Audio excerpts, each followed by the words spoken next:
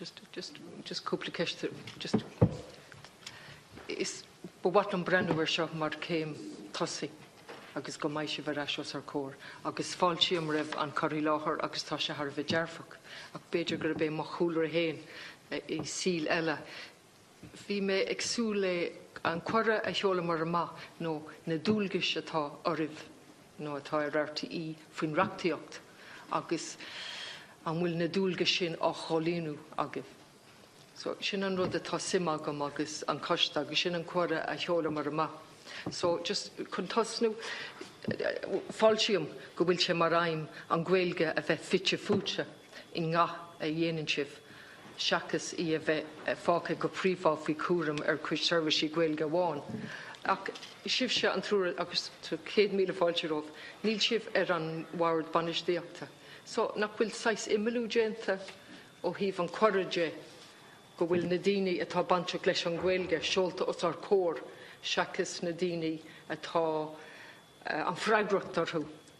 Na dúgailis a cholíonú agus na cinnaí a dhéanamh nach bhfuil 6 imilú I gceist sin ceist amháin. An dara ceist an stratas an planetá I gceist tá sé ar an bhód inis le gá bliana nús céfid sprochanna atá bainte maith agah ó híomh agus a goleis go dtí na dúlgais agus tá méid brenn a ríis ar an nacht an tacht Créalacháin agus go háirithe céadas I Carrigeig 3 a héin agus tá dúlgas ar RTE réimse cuimseo chlár Gaeilge agus béarla a chur ar fáil a reagróí déagsúlacht cultúra Oileán na hÉireann tá seo de glanmhabhar agah tá cinse.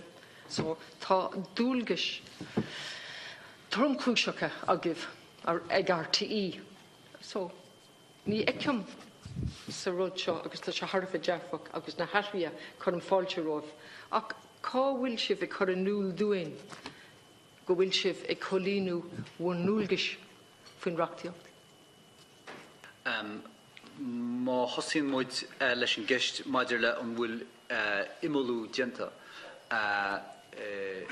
sí múrim sí nachhfuil imilú déanta dhearann mar an duine sin sirí san eagraíocht bhfuil cuaram na Gaeilge ar bhain tras eagraíochta go mé bheith láir agus is dóigh go gamuid thuirt náiribh goir RTE ráchuide ag ráchuiste bhí féinmhaid an am céanna trúnúlainne agus go méid bhfuil sin so tartí in San Ferdinand bud ag freistal ar crinúil. Se tá. So bhí deacracht ag luch banistíochta ó híomh gá crinúil. Well bhí ráchrinniú tála ag an am céanna. Okay, so tá toscaireacht eile ó scór toscaireacht eile scór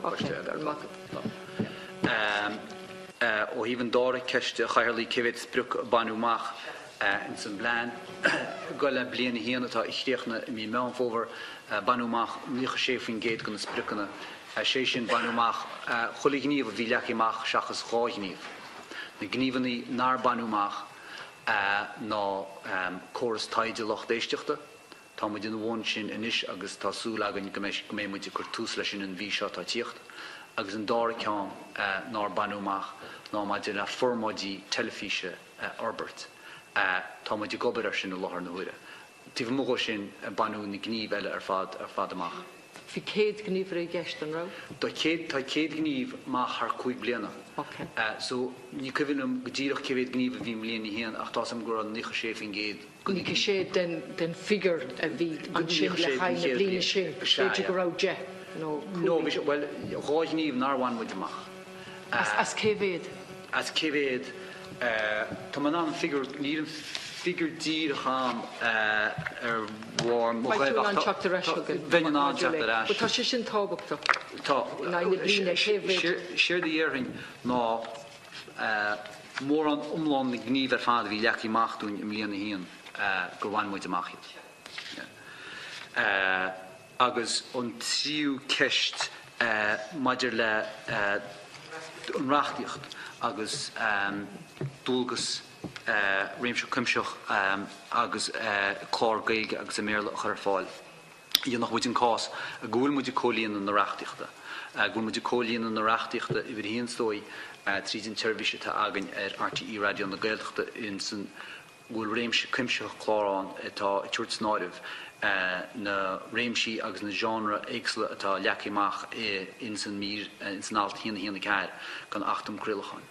Teilifís. Bhfuil mí hiiscint mar fáte tá sibh sé cholíú bhfuair dúlgais faoin reachtaíocht mar tá Raidio na Gaeltachtáin. Níomháin nó. Bhil sin an rud ná. Tá mé ag brandú RTE tíomh muit a Raidio na Gaeltachta. Cadíad na dúlgais atá RTE agus na stáisiún log RTE héana dó Lyric 2FM.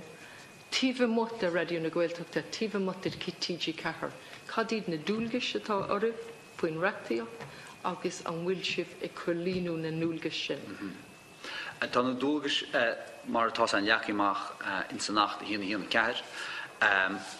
Solarach an níos fáide maidir le na dúlgas eile mugur go RTE Raidio na Gaeltachta. Dhearann go bhfuil mar glú chuid go RTE agus mar glú chuid go Choiste Gaeilge RTE Raidio RTE bach sé deachar agam RTE Raidio na Gaeltachta ágal as an áiribh in san mealacha tá muidir cólína nacht. Is sin ráite Teilifís crílann muid réimse leathan ó híh sport, nuacht, ábhar fiorasach agus síimsíochta ábhar de leanaí agus gúil sé sin ar RTE híana agus dó chomá le chláirchaí gooine óga ar RTE Junior agus gúil muid tuairt an Gaeilge snáiribh in na seirbhísí éagsle tá an. Agus is tócha go meach pointe le déine ainig an tráseo agus plean gníomh Gaeilge RTE tucaí ein gúil muid féchaint freisin brandústói níos léithna na ddíireach an dúlgas reachtúla tá cura orainn. Agus ábhar eile thuairteisteach san áiribh. Is dói brandhar strateis fiche blian an Gaeilge ó híh normalú agus mar sin de. Ba so go ba an chanadóí géirí teachta reis agus an teachta dála, but just níl mis sásta ní mór do marrá. Go bhfuil sé solar domsa go bhfuil uair núlgas á cholíú agah. Níl me chur an locht aribh. Ach ba watlam eáil ar fácar seo iad na dúlgas atá orann. Tá seo déanta, níl seo déanta, agus an buiséad atá agah chun an plan na Gaeilge chur chun cin an bhfuil sé sin agah. Agus just rón an dúirt tú dáród agus níl mé cinse, dúirt tú bhfuil caithí tú Raidio na Gaeltachta chur san áireamh. De réir mar a hiigem tá dúlgas faoi le ag RTE tíomh muit a Raidio na Gaeltachta faoin reachtaíocht. Agus ba cór go méid sé sin soléir. Ba cór go méid sé soléir agus ba cór go méid bhuail den banistíoch sinseach ó sar cór. Daoine a dhéanaan na cinní na cinse go leisce le plural gormagad na cinse chumad ó sar cór. Beidir an céadú eile. Because ba cór go méid sé seo soléir le bliana nús bhí a lán choirí láthair agan ó agriochta éagsúla agus daoine mór le rá ag chur anúil cógeilúnach is atá stadas na Gaeilge. So tá ról faoi le ag RTE. Ról reachtaíochta agus ról symbolach agus ról ó híh cultúr de. Agus ba cór go méid sé leige maihan seo os ar ggóir. Onas go mbeidh muidne an eáil an bhfuil sibh. Sin ó híomsa agus an rud dearnach an ar tháinig RTE riamh faoi scrúdú an Commissioner Changa. An nearna gearán riamh nó an nearna sé nó sí bhfuil sé go dtí seo ní raibhain sí I gceist faríar. Ach an nearna an oifig sin in scrúdú ar RTE ó híomh na reachtaíochtaide. Ó híh na núlgas agus ó híh leagan amach agus ó híh buiséad agus mar sin de.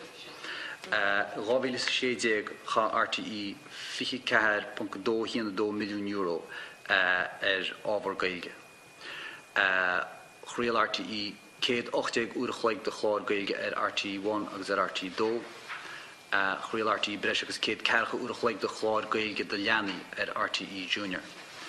Chríal RTE 8,760 uair chlaig creaalta ar RTE Junior ar RTE Raidio na Gaeltachta agus as cin 600 feasachán nuachta tíomh móga Raidio na Gaeltachta, fágal Raidio na Gaeltachta as an áiribh. agus ó híh an teirmhís líne gur réoch 3.2 milliún duine leannaí nuacht ar RT.caí gus News Now. Gur éoch 2.3 milliún duine ábhar chlár teilifíse a bhí solartha go sonrach ag an ranóg in bheannach chláirchaí in RTE.